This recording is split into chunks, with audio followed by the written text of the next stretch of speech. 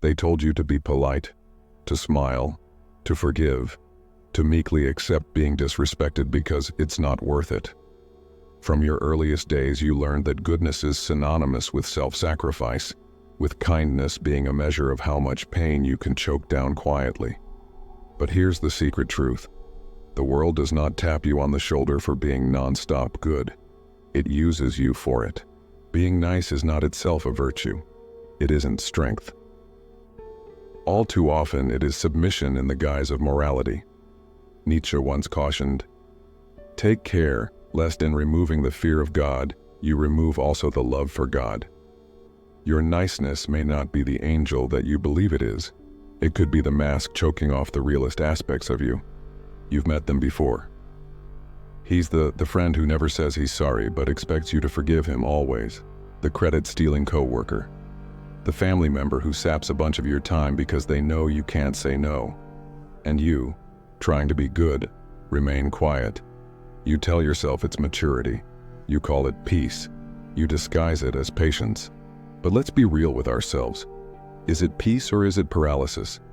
The moment conflict is ever present at any cost is when you are no longer in conflict. You bury it inside yourself. Each unspoken protest becomes a burden you bear. Each consumed no is one more stone in your chest. Over time, this isn't patience, it is erosion. Erosion of your will, your voice, your dignity. You can tell Machiavelli would glance at you and say, "Every society, every family, every workplace functions according to invisible power dynamics. Some lead, some follow, some command, some submit." You were taught that goodness equals submission, that if you hang your head, no one will beat you. But the philosophers of history say something crueler. Power does not honor silence. The Stoics used to talk about mastering that which is in your control. And the worst part? People who benefit from your niceness will never thank you. They will resent you when finally you resist. They'll hate you for the strength they once used to exploit you. One of us hits the limit at some point. It happens maybe in a conversation you have 100 times, when somebody waves your words away like background noise. Perhaps it is when you look in the mirror and you no longer recognize the person who is looking back. Or it could happen quietly, like a drip that finally dissolves stone. And this is when the mask of niceness falls. You come to understand that you were raised your whole life to serve, not to live. That your virtue was never about you. It was about controlling you. And it is a terrifying, freeing sensation, because you can realize that at any time you like, you can stop. You can't outline yourself. It's okay to let people down. You are allowed to refuse, because refusal is not cruelty. Refusal is survival. Boundaries. The word itself makes some people uncomfortable, because the truly endless nice associate boundaries with betrayal. You've been trained to think that when no comes out of your mouth, when you push it past that knot tightening in your throat, that you are being selfish, that taking care of yourself is cruel. But philosophy teaches the opposite. The Stoic Epictetus reminded us that no man is free who is not master of himself. And how can you be master of yourself if every demand, request, expectation propels you in a direction you did not choose? The lack of boundaries isn't love, it's dependency. Lack of limits is not peace, it's hostility. Think about it. How many times have you done something you had no desire to do because the potential conflict from saying no was too intimidating? And later, did your love for that person grow, or resentment because again you weren't visible to them? To say no is not violence. The highest form of respect for yourself and others is the word no, since your yes is only meaningful when no is a possibility. Without borders, your kindness is not kindness, it's coercion. And compulsion is not love, it is slavery. We tend to consider silence as weakness, that if you don't fight back, don't explain, don't send someone to shout your side of the story, you are lost. But philosophy instructs us in another sort of silence, not silence by suppression, but silence by strength. When the Roman Emperor Marcus Aurelius was insulted, he never felt an obligation to defend his honor. He quoted then to himself, "The best revenge is not to be like your enemy." A response that's anything but passive silence is not cowardice, it is control. For the owner of his tongue also is owner of the pace. Silence is not no answer. It is the smartest retort of them all. It unsettles manipulators. It disarms aggressors. It tells you more than words ever could. Niceness babbles. Niceness explains. Niceness apologizes for existing. Strength, however, knows when to be silent. Your silence, selected, not imposed, can speak louder than 1,000 arguments. Look closely at history. Strength is only remembered in those who were never endlessly accommodating. And there were those who, at a certain moment, said no. Socrates rejected the option to flee, preferring morality to expediency. Spinoza rejected such conformity and was cast out from the community for daring to think on his own. Even Jesus himself, that meek and mild Christ often painted by the faithful, turned tables in the temple when corruption required confrontation of that sort. True virtue has teeth. The people who are just endless nice do not often break when it comes to strength. They break in despair. Because repression builds pressure, and pressure ignored always erupts. This eruption may appear as rage. It might look like collapse. It may appear to be running out on everything, for the load was wanting. This is why philosophy cautions against the extremes, not unceasing submission but uncanny revolt. But balance, strength without cruelty, compassion without servitude, firmness without arrogance. Let's be clear. Denial is not the rejection of others. It's the acknowledgement of yourself. When you say no to one thing, you are saying yes to something else. To your time, to your dignity, to your path. Refusal, when wisely done, is not the end. It is creation. Think of the artist who turns down some commissions and compromises in order to create what they're truly visioning. The philosopher who refuses to succumb to convention in the pursuit of truth. Or yourself turning away from the part of the woman who had to be forever pleasant, so that you can finally be happy. Rejection does not erase connection. That is the start of respect. Only because the people who really appreciate you will respect your boundaries. And those who don't, they were never really with you anyway. Here is the paradox. You can only be really good if first you are dangerous. Jordan Peterson is saying it now. If you can't be cruel, you can't be virtuous. You are harmless. And harmlessness is not a virtue. For centuries, philosophy has been whispering that truth. Samurai were poets as well as warriors. Nietzsche reveled in men who, in their hearts, were in touch with their primordial force but had it in hand by force of character. And the endlessly nice are not good, they are weak. And weakness is not admired, it is exploited.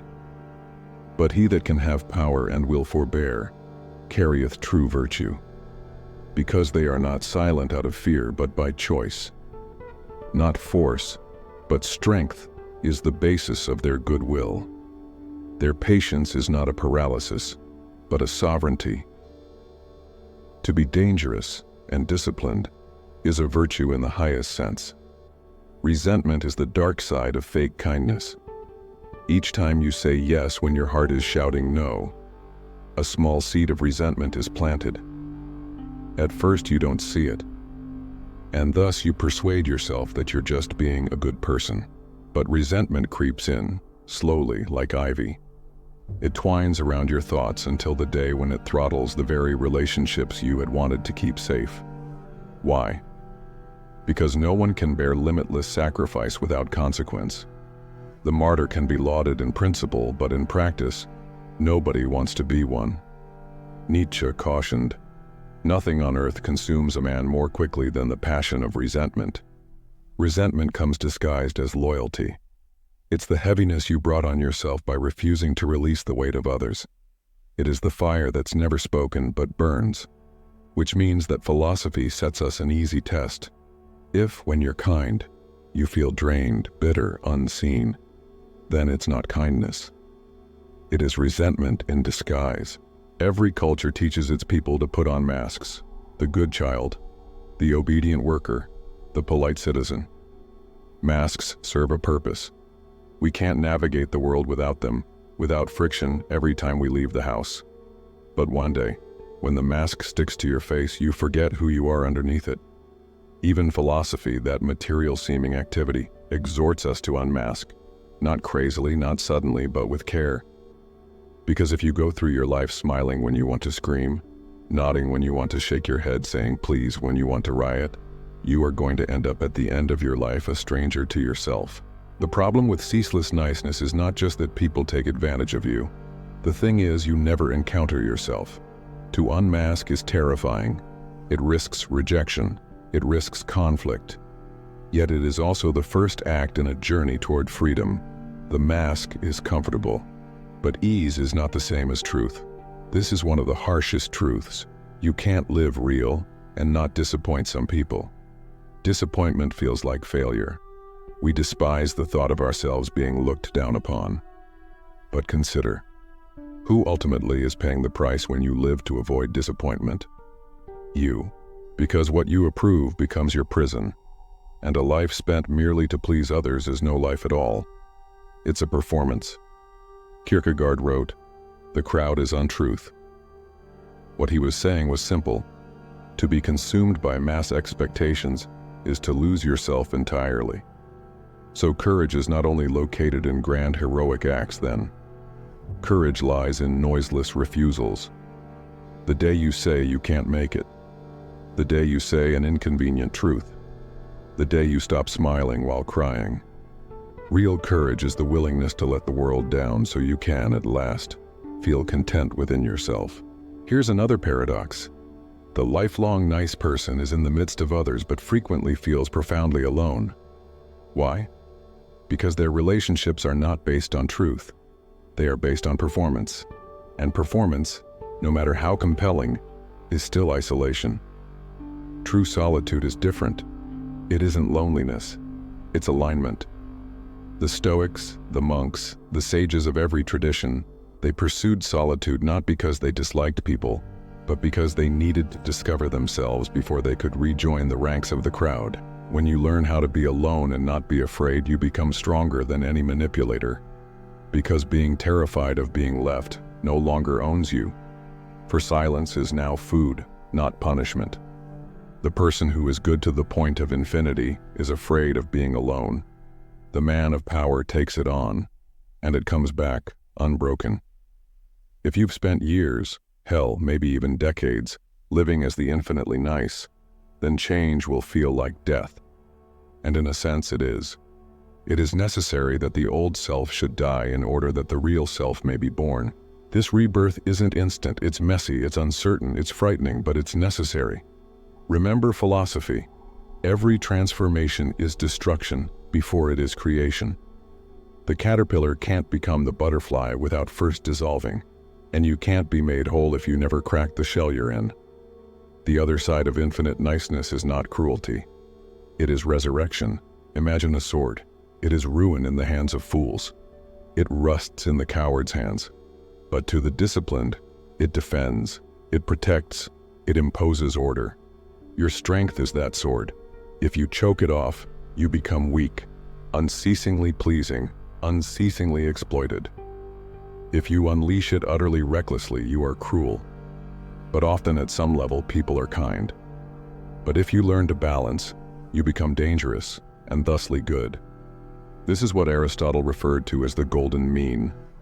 No, character, he said, resides not in the extreme but in the middle, not in fear but in bravery, not in miserliness, not in excess, but in generosity, not in relentless niceness, not in cruelty, but in real kindness. The sword must be sharpened, but it must also be sheathed. That's the art of quality living. So what are we to make of all this?